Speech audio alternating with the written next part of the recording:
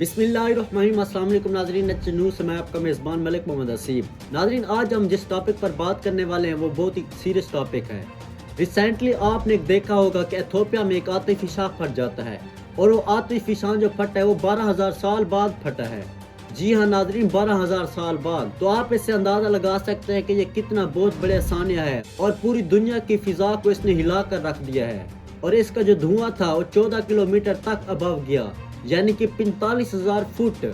आप इससे अंदाजा लगा सकते हैं कि जो कमर्शियल एयरप्लेन होते हैं वो भी इसके नीचे होते हैं। मतलब कि जो इस आतिशी शाख का धुआं है वो कमर्शियल एयरप्लेन जहां पर वो उड़ते हैं उससे भी ऊपर गया है। नाज़रीन, ये वाकया क्या है और इसके असरात पाकिस्तान, इंडिया, ओमान और बहुत सारे ऐसे ममालिक हैं जिन पर पड़ने वाले हैं और हमें इससे क्या घबराना चाहिए या नहीं घबराना चाहिए। आज की वीडियो में हम इन तमाम तर सवालों के जवाब जानेंगे। नाजरीन, अब बात करें कि ये इलाका कौन सा है जहाँ पर आतिशी शाख फटा है।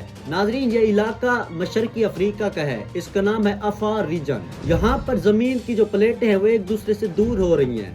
मतलब कि ये एक आतिशी शाख है, ये एक स्ट्रेटोवोल्केनो है। अब स्ट्रेटोवोल्केनो की बात करें तो ये एक ऐसे आतिशी शाख होते हैं जो कि पूरी दुनिया में तबाही मचा सकते हैं। नाज़रीन, अब ये जो आतिशी शाख फटा है ये लास्ट टाइम 10,000 से 12,000 साल पहले फटा था। मतलब कि इंसानों ने भी नहीं देखा था कि ये आतिशी शाख कब फटा था लास्ट टाइम, लेकिन अब इंसान देख रहे हैं। तो साइंसदान अब बहुत ज्यादा परेशान और घबराए हुए हैं कि ये आतिशी शाख अचानक से कैसे जाग उठा। नाज़रीन, 21 और 22 नवंबर की रात को इथियोपिया के लोग सो रहे थे तो अचानक से जमीन लरजने लगी।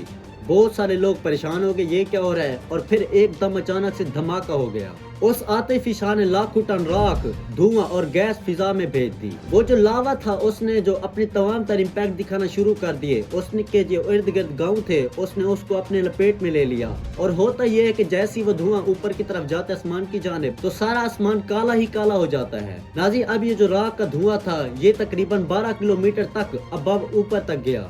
नाजरीन, अब ये जो आतिशी शाख की गैस, गर्दो गुबार और जो राख थी और जो धुआं था वो 12 किलोमीटर ऊपर तक गया, यानी कि जहां पर कमर्शियल एरोप्लेन उड़ते हैं।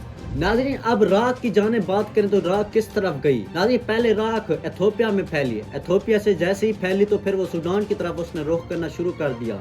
उसके बाद उसने यमन का और फिर ओमान का, और अब जो राख है वो इंडिया तक पहुंच चुकी है। इंडिया के बाद पाकिस्तान भी इसकी लपेट में आ सकता है। नाज़रीन, अब बात करें तो पाकिस्तान पर क्या असरात होंगे। बहुत सारे लोग जो सवालात कर रहे हैं कि पाकिस्तान पर क्या इसका इम्पैक्ट होने जा रहा है। क्या इससे धुंध बढ़ेगी, क्या इससे स्मोक बढ़ेगी, क्या इससे सांस लेने में दुश्वारी होगी, क्या इससे हमारी भी फिजा काली ही काली हो जाएगी। तो इस तमाम तर सवालों के भी जवाब जानते हैं। नाज़रीन, अब पाकिस्तानी जो मेट्रोलॉजिकल हैं वो कहते हैं कि जो राख है उसकी तकरीबन जो ऊंचाई है वो 12 किलोमीटर है, यानी कि इसका जमीन पर कोई असर नहीं होगा। घबराने की कोई बात नहीं है।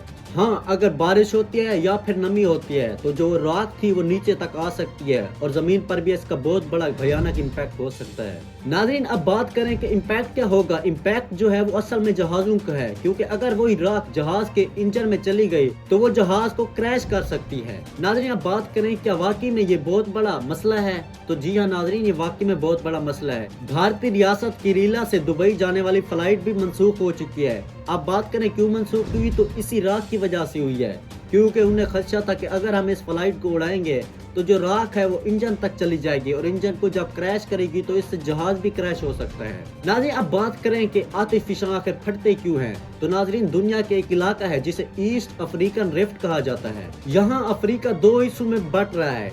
प्लेटें एक दूसरे से दूर हो रही हैं जिसकी वजह से आतिशी शाख फटते हैं। जब प्लेटें एक दूसरे से दूर होते हैं तो मैग्मा जो होता है वो ऊपर आने की कोशिश करता है और फिर बूम, आतिशी शाख फट जाता है। इथियोपिया और कीनिया में लिटरली जमीन टूट रही है और साइंसदानों के मुताबिक ये फ्यूचर में प्रेडिक्शन की जा रही है कि अगर यही सिलसिला चलता रहा तो आने वाले हजारों सालों में एक नया समंदर बन सकता है। नाज़रीन, अब बात करें कि इंसानों को असल में इससे क्या खतरा है, तो इंसानों को जो खतरा है वो है हवाबाजी में इंजन फेल हो सकते हैं, धूप कम होने से टेम्परेचर में कमी वाक़ई हो सकती है, बारिश के जो पानी आएगा उसमें तेजाबियत हो सकती है, करीबी इलाकों में फसलें तबाह हो सकती हैं, जानवरों के अंदर राख जाने से मौत हो सकती है, आलमी मौसमियाती पैटर्न में तब्दीली हो सकती है। अगर यही धमाका मजीद दिनों तक चलता तो आइंदा चंद दिनों के लिए पूरी दुनिया का टेम्परेचर गिर सकता है। नाज़रीन, बात करें क्या दोबारा आतिशी शाख फट सकता है। जी हाँ नाज़रीन, साइंसदान अब ये खोज लगा रहे हैं, उन्होंने रिसर्च किया है وہ کہتے ہیں کہ جی ہاں ناظرین، اب جو پلیٹیں ہیں وہ ایک دوسرے سے دور ہو رہی ہیں اور میگما اوپر کی جانب آ رہا ہے اور پھر بوم کر کے آتش فشاں پھٹ سکتا ہے۔ تو ناظرین اب جو سائنسدان کہہ رہے ہیں وہ کہتے ہیں کہ پہلے کی نسبت بھی اب بہت زیادہ خوفناک دھماکہ ہوگا، وہ زمین پر بھی امپیکٹ کرے گی اور فضا پر بھی امپیکٹ کرے گی۔ تو یہ بہت زیادہ گھبرانے والی بات ہے، آنے والے جو چند دن ہیں وہ بہت اہم ہوں گے۔ ناظرین یہ واقعہ ہمیں یاد دلاتا ہے کہ انسان چاہے جتنی بھی ترقی کر لیں لیکن قدرت ہی ہوتی ہے، وہ کسی نہ کسی طریقے سے اپنی جو تمام تر طاقتیں ہیں وہ اس کو دکھا سکتی ہے۔ انسان چاہے جتنی بھی ترقی کر لے، AI بنا لے، چاہے جتنی بھی کر لے ترقی، چاہے چاند پر چلا، چاہے وہ نئے سیٹلائٹ پر چلا جائے، لیکن قدرت ہوتی ہے۔ قدرت کے پاس جو سپریم پاور ہے وہ نہ کسی کے پاس ہو سکتی ہے اور نہ ہی کبھی ہوگی۔ تو ناظرین آگے جو بھی اپڈیٹ ہوگی ہم آپ کو بتائیں گے۔ تو ابھی تک آپ نے ہمارے چینل کو سبسکرائب نہیں کیا تو سبسکرائب کر لیں۔ تو اسی کے ساتھ اپنے میزبان ملک محمد نصیب کو دیات۔ اللہ حافظ، اللہ نگہبان، پاکستان زندہ باد۔